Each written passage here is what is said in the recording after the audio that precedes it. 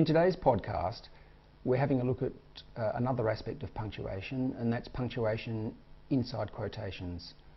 Often in your work as a proofreader, you're going to encounter material that's been quoted from elsewhere. Sometimes that material will contain punctuation already, and that punctuation stays as it should be.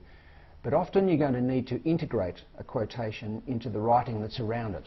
And the question is, if you're using full stops and commas and semicolons and colons, do they fall inside the quotation or outside the quotation? So let's look at a couple of examples. Our first one today will be here. Have a quick look at this phrase. As the crowd stood to sing God Save the Queen, McPhee slipped out the back door. And you'll see here that the comma after God Save the Queen belongs to the sentence. As the crowd stood to sing the national anthem, comma, McPhee slipped out the back door. So the question we're asking here is that comma, should it be inside that quotation or outside the quotation?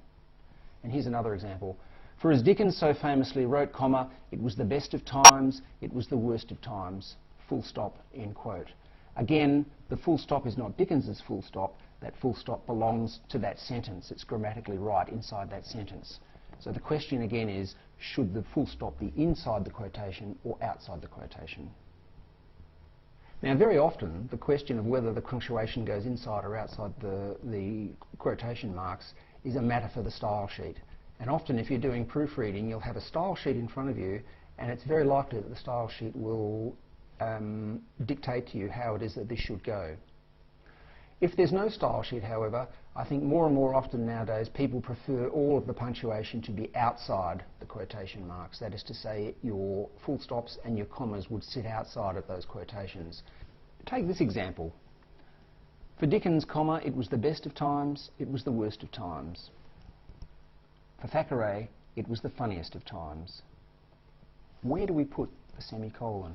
Does it go inside the quotation, like so, or outside the quotation, like so? Now obviously it looks ugly and awkward and wrong inside the quotation mark, and everybody would want that semicolon or a colon to sit outside the quotation.